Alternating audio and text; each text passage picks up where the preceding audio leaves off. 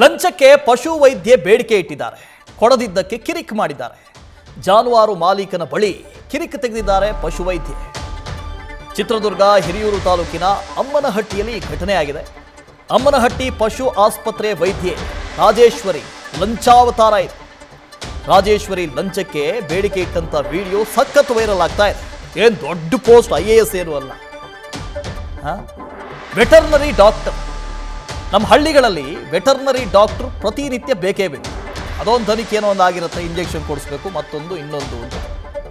ಹಾಗಾಗಿ ಬಹಳ ಪರಿಚಯದಲ್ಲಿರ್ತಾರೆ ಇವರು. ಅವ್ರ ಹತ್ರನೇ ಹೋಗಿ ಲಂಚ ಕೇಳಿದ್ದಾರೆ. ಪಾಪ ಬಡವರು, ಗ್ರಾಮೀಣ ಪ್ರದೇಶದಲ್ಲಿ ಇರುವಂಥವ್ರು ಅವ್ರ ಹತ್ರನೇ ಲಂಚ ಕೇಳಿದ್ದಾರೆ. ಯಾಕೆ ನೀವು ಚಾರ್ಜ್ ಇಸ್ಕೊಂತೀರಾ?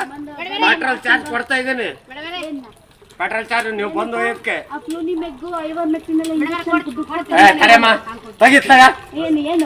ಏನು ಗೌರ್ಮೆಂಟ್ ಹಾಸ್ಪಿಟ್ಲು ಚಾರ್ಜ್ ಪೆಟ್ರೋಲ್ ಕೊಟ್ಟಿನಿ. ಮತ್ತೆ ಯಾಕೆ ಬರಲ್ಲ? ಯಾಕೆ ಬರಲ್ಲ? ಆಯ್ತು, ಸರಿ ಸುಸ್ತಾದ ಮತ್ತೆ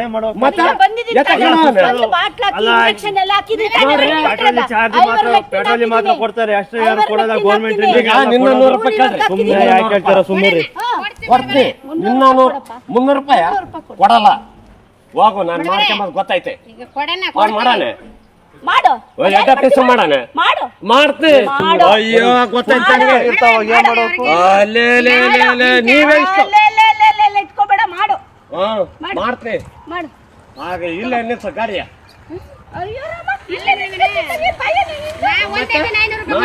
ಪೆಟ್ರೋಲ್ ಚಾರ್ಜ್ ಕೊಡ್ತೀನಿ. ಮೆಡಿಸನ್ ಗೌರ್ಮೆಂಟ್ ಹಾಸ್ಪಿಟಲ್ ಮನ್ಸರಿಗೆ ಕೊಡಲ್ಲ. ಅಲ್ಲ ಮನ್ಸರಿಗೆ ಕೊಡಲ್ಲ.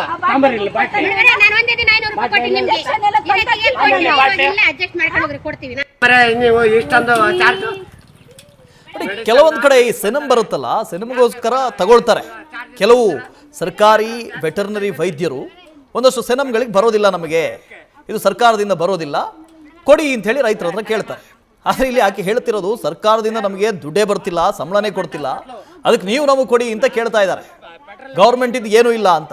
ರಾಘವೇಂದ್ರ ಇದ್ರ ಬಗ್ಗೆ ಹೆಚ್ಚಿನ ಡೀಟೇಲ್ಸ್ ಅನ್ನು ಕೊಡ್ತಾ ಹೋಗ್ತಾರೆ. ರಾಘವೇಂದ್ರ, ಅವ್ರು ಕೊಟ್ಟಂತ ಕಾರಣ ಇದೆಯಲ್ಲ, ಸರ್ಕಾರದಿಂದ ನಮಗೆ ದುಡ್ಡೇ ಬರ್ತಿಲ್ಲ, ಸಂಬಳನೇ ಬರ್ತಿಲ್ಲ, ಅದಕ್ಕೋಸ್ಕರ ದುಡ್ಡು ಕೇಳ್ತಾ ಇದ್ದೀನಿ ಅಂತ ಹೇಳಿ, ಅದು ಇಂಟ್ರೆಸ್ಟಿಂಗ್ ಅಂತ ಅನಿಸ್ತು ಅಂತ. ಏನು ಸರ್ಕಾರ ದುಡ್ಡು ಕೊಡ್ತಾ ಇಲ್ವಾ ಇವರಿಗೆ?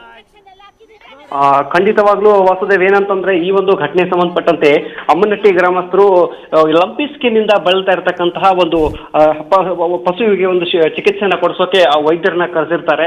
ಆ ಮನೆಯ ಒಂದು ಮುಂಭಾಗಕ್ಕೆ ಬಂದು ಆ ಪಶುವಿಗೆ ಚಿಕಿತ್ಸೆಯನ್ನ ಮಾಡಿದಕ್ಕೆ ಉದ್ದೇಶದಿಂದ ಈ ಒಂದು ಲಂಚಕ್ಕೆ ಬೇಡಿಕೆ ಇಟ್ಟಿರ್ತಕ್ಕಂಥದ್ದು ರಾಜೇಶ್ವರಿ ಅವರು.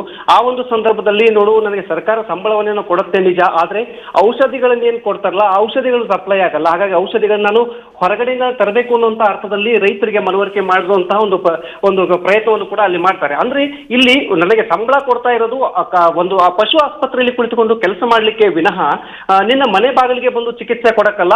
ಹಾಗಾಗಿ ನಾನು ನಿನ್ನ ಮನೆಗೆ ಬಾಗಿಲಿಗೆ ಬಂದು ಚಿಕಿತ್ಸೆಯನ್ನು ಕೊಟ್ಟಿರೋದ್ರಿಂದ 300 ರೂಪಾಯಿ ಕೊಡ್ಲೇಬೇಕು ನೀನು ಅಂತಕ್ಕಂತಹ ವಿಚಾರವಾಗಿ ಒಂದು ಆ ರೈತರು ಹಾಗೂ ರೈತರ ಅಕ್ಕಪಕ್ಕದಲ್ಲಿರ್ತಕ್ಕಂತಹ ವ್ಯಕ್ತಿಗಳ ಜೊತೆನೂ ಕೂಡ ಒಂದು ವಾಗ್ವಾದದಲ್ಲಿ ಈ ಒಂದು ರಾಜೇಶ್ವರಿ ಅವರು ತೊಡಗಿರ್ತಾರೆ. ಇಂತಹ ಸಂದರ್ಭದಲ್ಲಿ ಅಲ್ಲಿ ಸ್ಥಳೀಯರು ಇದನ್ನ ವಿಡಿಯೋ ಮಾಡ್ತಾರೆ. ಅಂದ್ರೆ ಈಗಾಗಲೇ ಏನು ಈ ಹಿಂದೆನೂ ಕೂಡ ಹಲವಾರು ಬಾರಿ ನೀವು ಗ್ರಾಮಕ್ಕೆ ಬಂದಿದ್ದೀರಿ, ಮನೆಗೆ ಬಂದಿದ್ದೀರಿ, ಚಿಕಿತ್ಸೆಯನ್ನು ಕೊಟ್ಟಿದ್ದೀರಿ ಪಶುಗಳಿಗೆ. ಹಾಗಾಗಿ 300 ರೂಪಾಯಿಂದ 500 ರೂಪಾಯಿವರೆಗೂ ನೀವು ದುಡ್ಡು ಕೇಳಿದ್ದೀರಿ, ನಾವು ಕೊಟ್ಟು ಇದ್ದೀವಿ. ಆದ್ರೆ ಈ ಬಾರಿ ಬಂದಾಗ ಮಾತ್ರ ನೀವು ಇಷ್ಟಕ್ಕಿಗೆ ಇಷ್ಟು 500 ರೂಪಾಯಿ ಕೊಡ್ಲೇಬೇಕು ಅಂತಕ್ಕಂಥ ವಿಚಾರವಾಗಿ ಯಾಕೆ ಇಷ್ಟು ಪಟ್ಟು ಹಿಡಿತಾ ಇದ್ರ ಅಂತಕ್ಕಂಥ ವಿಚಾರವಾಗಿ ಸಾಕಷ್ಟು ಗೊಂದಲಗಳು ಕೂಡ ಉಂಟಾಗಿತ್ತು. ಈ ಒಂದು ಹಿನ್ನೆಲೆಯಲ್ಲಿ ಪ್ರಶ್ನೆ ಮಾಡಿದಾಗ ಅವರ ಮೇಲೆ ದಬಾಯಿಸಿ ಅವರನ್ನ ಬಾಯಿ ಮುಚ್ಚಿಸುವಂತಹ ಕೆಲಸವನ್ನು ಕೂಡ ಸದ್ಯ ರಾಜೇಶ್ವರಿ ಅವರು ಮಾಡಿರ್ತಕ್ಕಂಥದ್ದು. ಸ್ಥಳೀಯರ ಮೊಬೈಲ್ ನಲ್ಲಿ ಈ ರಾಜೇಶ್ವರಿ ಅವರು ಲಂಚಕ್ಕೆ ಬೇಡಿಕೆ ಇಟ್ಟಂತಹ ಒಂದು ವಿಡಿಯೋ ಸಾಕಷ್ಟು ಈಗ ಸಾಮಾಜಿಕ ಜಾಲತಾಣಗಳಲ್ಲಿ ವೈರಲ್ ಆಗ್ತಾ ಇದೆ. Thank you Raghavendra. News first, ನಿರ್ಭೀತಿಯಿಂದ ನಿಮ್ಮ ಪರವಾಗಿ.